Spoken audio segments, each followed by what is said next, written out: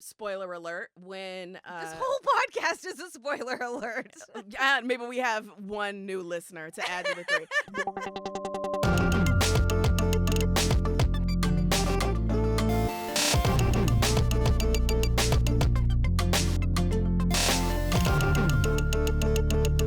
Hello and welcome to Feminist FREQCast's Star Trek Discovery Recap FREQCast. I am your host, Anita Sarkeesian, and I am joined by the enchanting Ebony Astor. Ooh, I like that. Let's do that every week. Yeah, you're going to get a new one every week.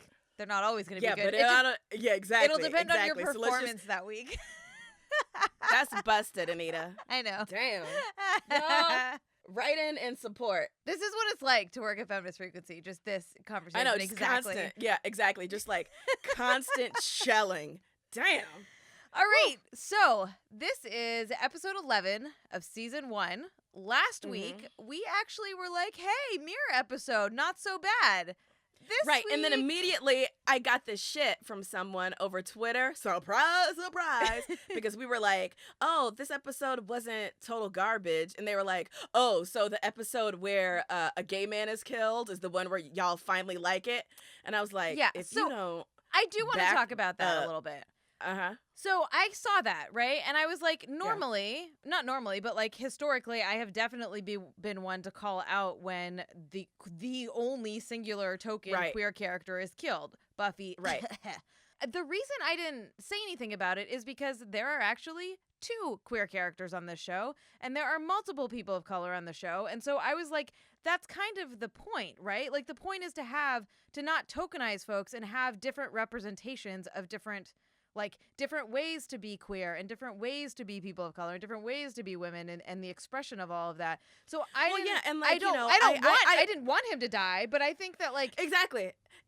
And I mean, I appreciate that there are people who, are genuinely concerned about the fate and the character arcs as they exist for queer characters. Absolutely. On this show and others, right? But I was like, in the podcast that you're referencing, we talk about how we both love Culber as a character, how we were devastated when he died. So the fact that, like, as a whole, the episode itself had finally some, like, dramatic movement, a sense of pacing, some suspense, had nothing to do with the fact that we were like, oh, and thank God the one gay character died, Like, we weren't thinking that. But then also, we were, so I was just like, listen, I'm not going to respond to this because, I assume the person made that criticism in good faith, like they weren't just trolling us or whatever. But as you know, I'm trying to learn to be better, to not just pop off. It's the year of our Lord, 2018.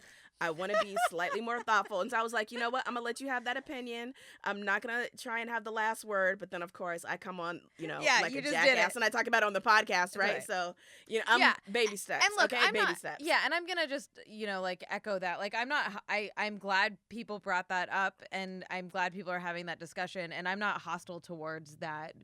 I'm not hostile towards that being tweeted at us. Like, great. Like that's a part of I want to have conversation around this, but so that is my take, I guess, and our take on the particular situation and why we didn't mention it. Right. So, God, I wish people could see you as we're recording this because you have an amazing like old school Star Trek top knot going on right now. Take a picture and tweet it out. Yeah, let's not do that. We'll see. But okay, so this episode was garbage. It really okay. Hold on. I'm going to try to be Don't try and be I'm going to be slightly nuanced and fair as we come off of an episode that we both like. I thought you can be good cop to my bad cop. No, I do not care. I'm going to be like half a cop. Well, fuck cops, but we need a new analogy for this. But I thought that the first 10 minutes or so, I was like, all right, okay, I'm here, I'm with you, whatever, cool. And then it got kind of I like the story you're trying to tell, and I hate how you're telling it. And then it got dumpster fire garbage bad, all in the span of a fucking 40 minutes or hour, however goddamn long this show is, which is too long. Make your show shorter. At least you had the first 10 minutes of goodness. I am the biggest idiot walking the planet because, as I explained to you, I, queued up the CBS All Access app and was like, okay, I'm going to settle in with this. I'm actually, tentatively hopeful. episode started. And I was like, oh, cool. It's a flashback to the very first episode. Like, we're seeing Kuvma and, Giorgio, and like they're walking it back and whatever. It took me a full 10 minutes to realize I had queued up the actual first episode. and I was like, oh, I was so mad at myself. But it also shows like how forgettable this. I know, see, right? This show is so forgettable that it was like I was watching these bits for the first time. You're getting too high. Anyways, you're all getting God. You're getting super high before you watch these shows. You don't even know what's going on. No, but for real, for true, I'm gonna keep it 100 with y'all and show you how the sausage is made. I have a killer hangover today. Do you really? And was watching this show in the worst mood. So my review is absolutely affected by the pain I was in. But yo, I felt such empathy for Lorca because he was struggling with pain and torture. And I was like, my brother, I'm in pain too. I love that you're like making the comparison between being tortured for like what I don't even know how long the time has passed because the show's fucking terrible at telling stories. But like he's in so much pain and being tortured and you're like, yeah, and that's I'm talking about my like hangover. Having a hangover. I know. Yay. No one can ever accuse me of having perspective or self-awareness. It's true. But all right, where do we start with this? Okay. I don't even know where to start. So it opens up with Michael doing a little like first person narration, which you realize isn't first person narration. You realize that it's her talking to Tyler in bed. We need like some disgusting sound effects for their relationship. Seriously. But and we see her in this really sexy leotard thing, which I have to say, like, it was a really good looking leotard, but also she looked amazing. She looked amazing. Incredible. Although I was like, it looks itchy to me, like a lace romper. Yes, but I know exactly where I want to start with Burnham. Well, but I thought it was kind of annoying that they did that, right? Like, why are they putting her in this fucking thing, right? Like, all of a sudden, why was she literally laying around in lingerie because she's like mirror Michael, and so now she's all seductressy or whatever. I don't. They say, meh. Well, and then later when we see Burnham and Tyler in bed together, like she gets out of bed and she had like a kind of shorty negligee on, along with her shorty seduction robe, and I was like, how many pairs of fucking pajamas does she have in the mirror universe? Whatever. But I'll tell you what she don't have. She don't have a satin bonnet. And that's how you know it's an evil universe, because my homegirl was out there not being able to wrap up her hair at night. And so the fact that her hair came out looking so good without having a satin bonnet to protect those curls was amazing. And for the first time, I want to bring in someone else to Ebony's hair report, Tilly. Captain Killy, killing it with the flat iron locks. I want to know. Somebody at her for me. Wait, who? Find out how long it take. Tilly, because she had the straight hair, but normally it's curly. She got long ass hair too. Oh, I thought you said how long locks. did it take the flat iron? Oh, yeah. Yeah, her locks. Locks. Yeah. And it had that like the little asymmetric thing, and then like the parting, and then she's killing. I know, she is killing it. Tilly is not at all my type, but I was like, you know what, you could get it, even though you're probably age 20. Yeah. So. Wow, I feel like there's a lot to talk about, and I keep, like, blanking on where I want to go with this. So, okay, there was some interesting stuff in her monologue, right? Which I was like... Was there, though? Yes, Ebony, there was, for those of us who have a modicum of decency and compassion. I'm unafraid to admit that I don't. Yeah, I know. I liked that she was talking about how she's living this life of this horrible monster that's watching people be murdered and having to be like this awful person, which is counter to her own desires in how she would like to be as a human. And so she's like alluding to, and not even alluding, she's directly saying that like the trauma of this situation, that like having to inhabit this horrible person is fucking with her, and that what happens with trauma is that the longer you inhabit the traumatized space, your baseline changes. So your baseline of what's normal changes. So she's grappling with, am I now a bad person because I am pretending to be a bad person? Like that shit is fucking interesting to me. Now, it doesn't sound like the show is doing anything with it or is gonna like. They might, who knows? They might see it through. I have no fucking idea. But I think they might, because at the end spoiler alert, when This whole when podcast Burnham is a spoiler alert. maybe we have one new listener to add to the three. But anyways, when Burnham shoots Tyler's ass out the transporter into the darkness of space, and then he is rescued by Saru. Boo. Saru is like, listen, no matter how heinous the crimes, we live by the rule of law. And I was like, yeah, actually, kind of, had a discussion about this on Twitter today. Check out my feed at Ebony Aster. But, it is incumbent upon us not to become subject to the same depravity that we fight against, right? And so I do think they might wrestle with it. Like, what do you become when you are engaged in, like, there's no kind of moral position for either, I am a murderer or I pretended to be a murderer and, killed people, but that's not who I am inside. Ultimately, the act is the same, right? Which directly goes to that moment where she's talking to Lorca and he says, the ends justify the horrible means. And then she's like, you've been tortured for too long. Like that, the reason you think that, which is this weird thing because that's totally Lorca. That's always been his character. So I don't think the torture's getting to him. I think that he just legitimately is a dick. But also in that scene, why the fuck is she talking to him like he's the captain on this ship where they could get caught at any point? And also, people are so loose, loose. Like, no one is suspicious. She's been gone, presumed dead for however long, right? She pops up. She's got Lorca in tow. She's got this random other dude who's her bodyguard. And yet, given the the makeup of that oppressive, fearful regime, no one's clocking her, no one's listening in on her, no one's like, wow, our captain who's been disappeared and presumed dead sure seems to skulk off a lot by herself, and oh, totally, whatever. But so when slave Saru comes in and interrupts them while they're having this really emotional moment, which I thought, as much as I fucking hate them, I thought that there was something tender about it. I thought they did the best that they could with the given situation of their I know, I'm with you, but why would he just walk in without buzzing? So Let me ask you this. So why is she having these one-on-one moments with Lorca in her cabin if people are just gonna bust in on her? That's what I'm saying. But before we even had that Saru moment, Anita, yes, you've seen The Shape of Water. Oh, fuck Did you off. think it was Did you think it was a subtle shout out to Guillermo del Toro when Saru is giving Burnham a bath in his fishy man hands?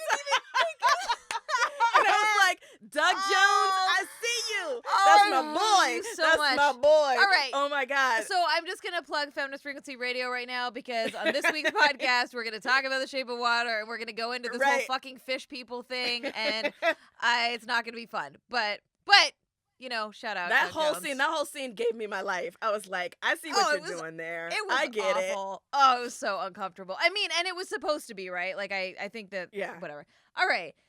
So what else? Where do we go next? Okay. So while Michael and Lorca and Tyler are doing their thing, Stamets is screaming, "The forest is dark, but I can see him through the trees, the trees." And I'm like, what the fuck is going on here? So I kind of liked this stuff with Tilly and Stamets and Saru, where Tilly's like, look, you need to let me do this. I have more knowledge than anyone else. This is not a medical problem. This is a spore problem. And I know more than anyone. Let me try something. Yeah. And so I liked that we're seeing progress in her character a little bit, where she's building some confidence, and there's got to be a correlation between she's pretending to be captain and she's building confidence, and then her directly asking if Saru will give her a recommendation for the command training program. I like this. Keep giving Tilly some shit. I absolutely love it, and I love the slow progression of it. There has been no abrupt 180 in her behavior, such that she's suddenly an unqualified badass, completely self-assured. It feels real. Her progression seems real. So yeah, keep doing that. I'm so back to loving Tilly, and having kind of let it go, my frustration with the last few episodes before the season hiatus, where it felt like she became just a sort of random wingman crew member. Person. I'm loving this. She's just a fantastic, compelling character in her own right. And there's so much promise in this show. There's so much promise. I love Saru, and I love what we're coming to know about him and who he is and his background. And like that little moment where Saru is talking to Burnham in her quarters and says, you know, my kind are rare in this universe. Have you seen any Kelpians where you are? And she chooses, you know, not to reveal the state of the one Kelpian, like his counterpart, right? But I was just like, yeah, I want to know more about this. And that kind of like, the richness that Doug Jones, shout out to my boy, is able to convey, right? Yeah. But so I just feel like we're learning so much, and it's great that we're learning it now, but they squandered so much time getting us to this place, you know, where, you know, I really feel more investment with the characters. And also I just don't trust them at this point that they won't, you know, unleash the hounds and let the show be garbage fire again. And there was that moment you're talking about. There's they do this juxtaposition of, you know, like, I mean, they really are trying to show compassion in contrast to like this hardened military life where, you know, like Michael doesn't tell Saru that there are any of his kind. And but then you see the next scene where Saru doesn't tell Michael that Culber died. Because, you know, he whatever. And I was I actually made a note being like, would you, if you were in Michael's position, how would you have answered that question? Yeah. I think I would have made the same choice or lied and said, yeah, you know, there's a Kelpian and he is very important to the running of the crew and, you know, whatever. And unfortunately, I don't think I'll be able to talk to him again before I get out of here. So I can't get any more information. Don't question me. But it was such a moment. And I really liked how that scene played out. Yeah, me too. So, okay, then, like, let's just wrap up the Stamets bit. So Stamets dies, and then psych, he's not actually dead. And which but Culber still is. I know this. I feel like so petty and childish asking this, but I don't want Culber to be dead. I don't either. But there's no way he's not dead. Their way out of this. There's no way he's not dead. He's got. There's. You know what's gonna happen? You know what's gonna happen? The mirror universe Culber is gonna pop up, and then maybe. You think he's? Oh, that's not right. But I don't want them to kidnap Culber just because I can't deal. Culber. Yeah. That's what this episode should be called, Kidnapping a Culber. Yeah, no, it totally sucks. And also, they did not need to show his murder again. Like, I thought that was No, they showed it like bullshit. 3 times. Bullshit. Yep. So I was really glad that Stamets didn't die, whatever is happening right now, because then I would be like, literally, you're killing off both queer characters. Fuck you, seriously. right? Like that's what I would have been. Exactly. The last scene where Mirror Paul and Normal Paul are in that mental thing was cheesy as fuck. Like, come on. And at that point, yeah. Have you ever done any acting or theater work? Not really. Me either. And so what I'm about to say reveals the depth of my ignorance. But I wonder if there's a thing like horizontal acting where you can be a specialist and just lying down or being like a sick character. Because I would be so bomb at that. You know? Like, how does your brain work, Ebony? I'll tell you how it works. I was watching Stamets, and I was like, look at him just getting to lie there. Like, he is collecting the easiest fucking paycheck. Oh my He just had to wear some contacts in this scene.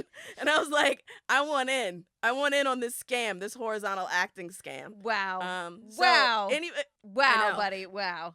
All right. I know. I'm gonna get in so much trouble. From who? From my partner, who is in fact a working actor, who's probably about to beat down the door to the studio and take me to the cross. I'm really glad. I stand by my statement. I'm glad we're on video chat so I can watch that all happen. And oh my God, it's gonna be ugly. It's gonna be like World Wrestling Federation. It's gonna be so good. All right. So the other thing here is that they go on this mission, right? So the Emperor gives an order that they need to destroy a planet because the Rebel Alliance, which is a Star Wars term, I can't remember what they called it. Is it the Rebel Alliance? I don't fucking know. It is a Rebel Alliance of some sort. Yeah. That is lots of different alien races working together, which is very unusual in the non-mirror universe, which is also a mirror universe, but whatever. And so Michael devises this plan to figure out how to not murder all of them without getting caught. which, like, again, all of this is interesting. It was so badly done in every conceivable way, right? So, like, at that point, I'm rolling my eyes so fucking hard at this show. They go down to the planet. It's super cheesy. It's Vok. And then when Sarek comes out, I was done. I was so done with this episode. That was the dumbest shit. It was so infuriating. Yep. I have a question for, and maybe, you know, this got covered and I turned my head away and missed it, but why didn't Sarek just mind meld with Tyler? I know! Like, that would have wouldn't given that have us answered some so questions? much information. Also, it seemed like Tyler, so he lunges for, speaking Klingon, lunges for Vok, right? Who is Tries him? to assassinate him. Exactly. Tries to assassinate him, whatever, blah, blah, blah. There's this tense moment, and then it's just done. I felt like there would have been a lot more questions. I would have felt like someone would have stood up and been like, yo, we got to talk some more of this out. Like, we're not just going to let y'all roll out. But Something just happened here. We need to break this down. Tyler just stands there as if he's not, like, he's not even being contained or anything. He just stands there as if he's not going to do it, as if he's been, and like... they're like, yeah. And they're just like, well, how could we possibly know what he was thinking? Fucking mind meld with him. Like, Sarek is right there. He just mind melded with Burnham. What is happening? Like, this is some basic shit. Then they go through the whole dialogue of, I told you that she was trustworthy. I didn't tell you he was trustworthy. So figure it out. Like, exactly. Like, what? He's right there. If they had even just said, like, you should mind meld with him, and they've been like, for whatever, like, I can only mind meld once every hour. Or I don't know, just some bullshit reason. That at least would have satisfied it. But I was so mad because I was just like, what the fuck? Like, this is just stupid. You're asking me to suspend my disbelief in a way that you don't get to ask me anymore, show. Also, I love how Burnham is having this, like, philosophy 101 discussion with Vok, right? But meanwhile, fucking Tyler's got the DTs twitching by her and just going crazy. Like, his head's flopping back. He's sweating. He's twitching. And, like, no one is noticing. Nobody's noticing. I know. Absolutely no one's paying attention. Yep, totally got the same thing. And then when they walk out, they are like, to beam up in front of, like, right in front of the encampment, as if that's not fucking shady and weird. How does she justify that to her crew?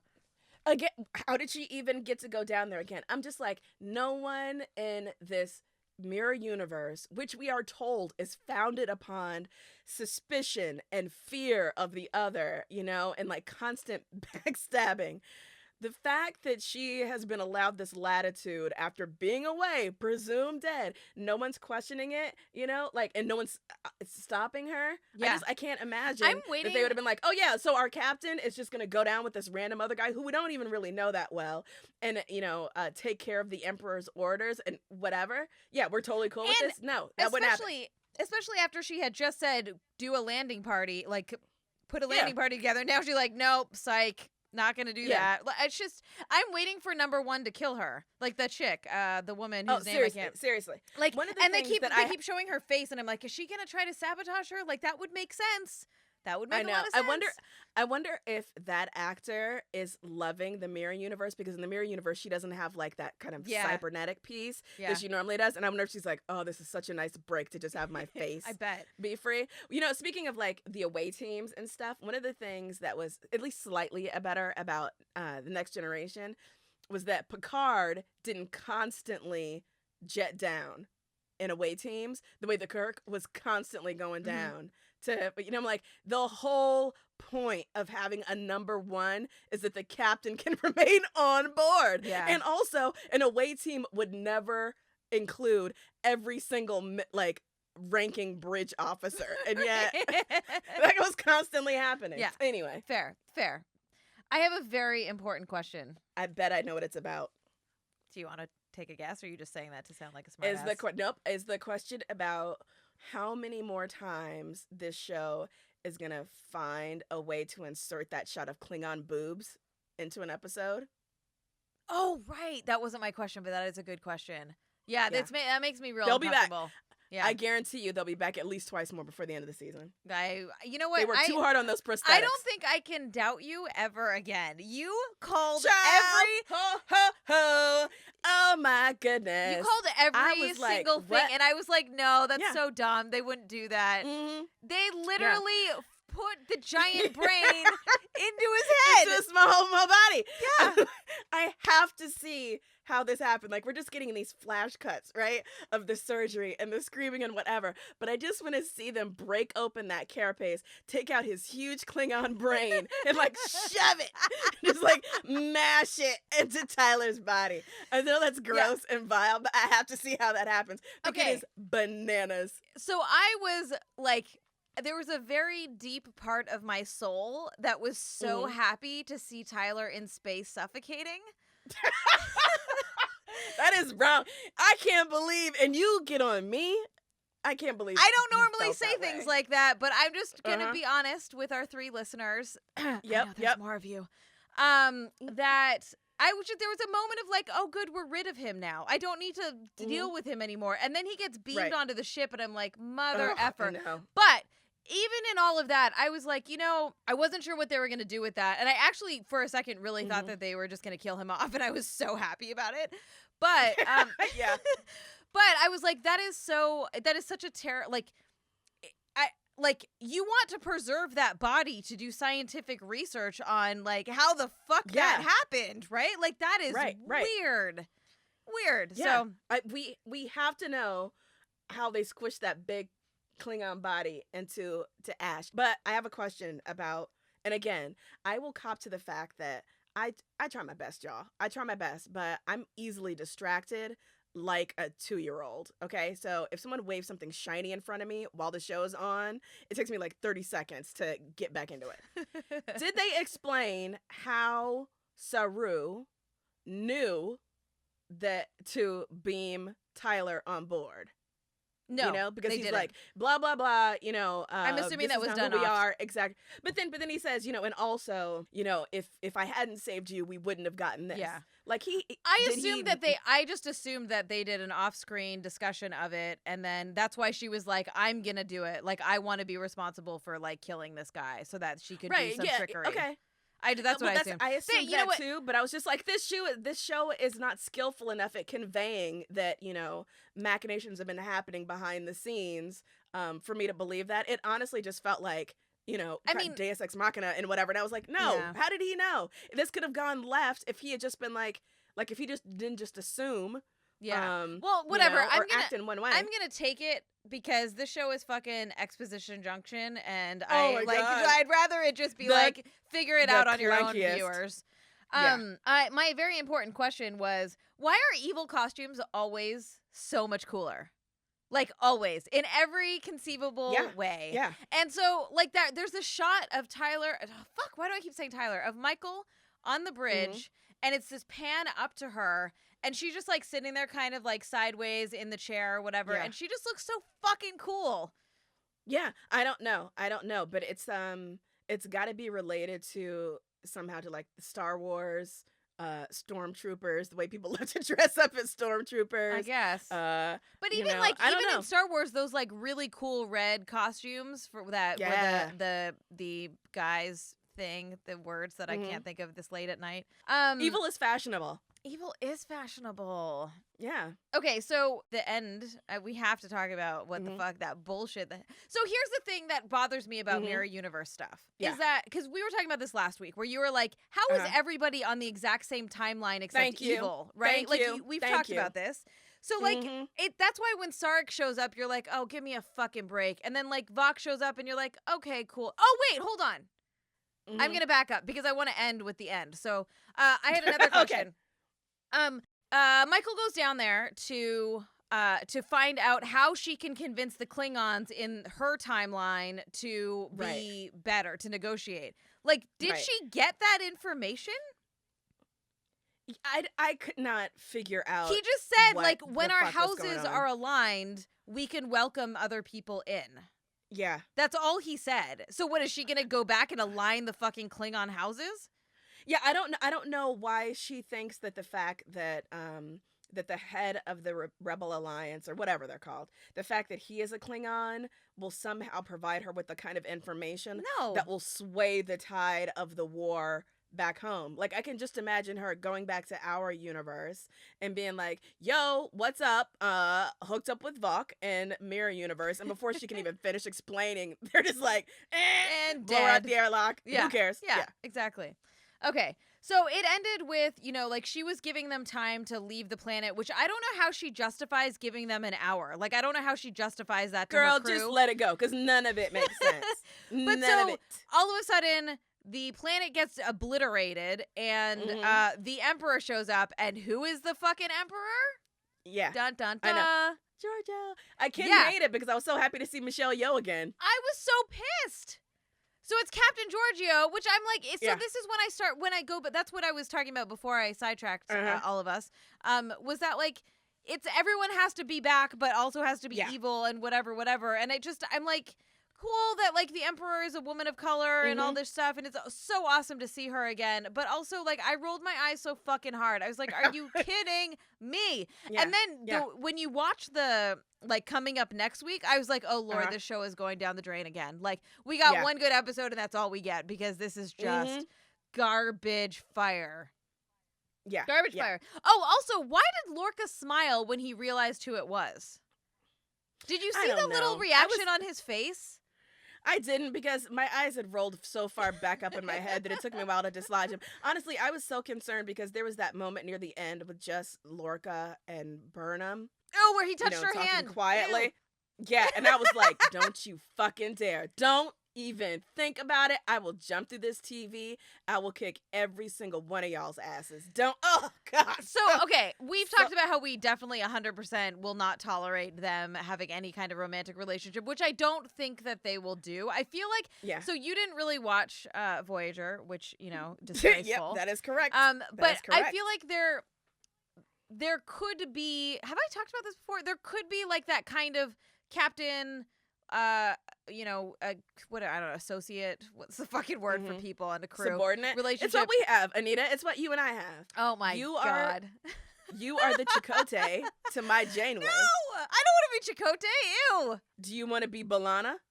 I mean, I'd rather clearly be B'Elanna. I'm the leader. Listen, clearly I'm Janeway. I don't even watch that. I never watched that show, and clearly I'm Janeway. Okay, I would normally give you that, but because you haven't watched the show, I'm gonna say no fucking way do you get to be Janeway, because you don't know the fullness of how amazing she is. Anyways, stop derailing me. I saw the episodes with Q. Those are the only ones that I really paid attention to. So, anyways, Janeway builds this relationship with Seven of Nine, I think her name is, if I remember correctly. Which is this, like, interesting, like, it's not intimate in any kind of romantic way, but it's like relationship building that's really interesting. So I can see Lorca and Burnham kind of having that in some sort of twisted way, even though I don't really like Lorca. So I I scene made sense, it just seemed right? a little bit more charged. Yeah, and I know. Well, it just seemed a little more charged. I'm gonna choose to not read it that way, because I think that there's some value in we're here alone, and she's like, I literally can't do this alone, and he's like, you're not. And I think that that's, like, a very compassionate response.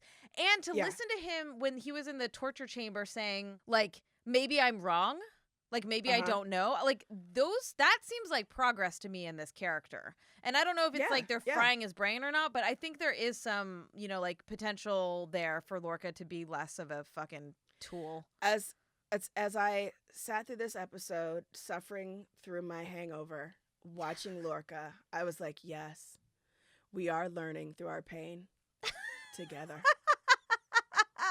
I get it. Maybe don't drink as much. I don't know. Girl, bad choices were made. I'll admit to that. Did you have fun at least? No, not enough to justify what happened. Did you dance all night? Get your groove on? What are you, 87? No, I didn't.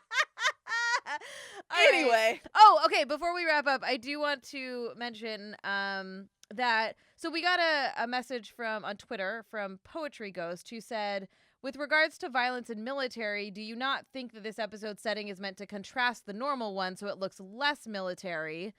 Maybe, question mark. Which I thought was an interesting observation, because we have talked about how this show is so aggressively militaristic and war and blah blah blah. So, like, wait, I don't think I'm understanding the question. So does the mirror universe between the mirror universe is because it's so militaristic is supposed to make the like primary universe look less militaristic? Is that the question? That's what they were asking. Yeah. I could see that being true. Only we've seen moments of like cruelty, but we haven't seen like lots of as much, kind of, I don't know, militarism for lack of a better term, and kind of jingoism as I would expect. Like if you go back to the very first Mirror Universe episode on Star Trek the original series, I don't know, it just felt more alien in a way that this does. I don't know. Maybe it's just because I'm so tired and I just am not willing to cut this show any slack, but I don't know. I'll think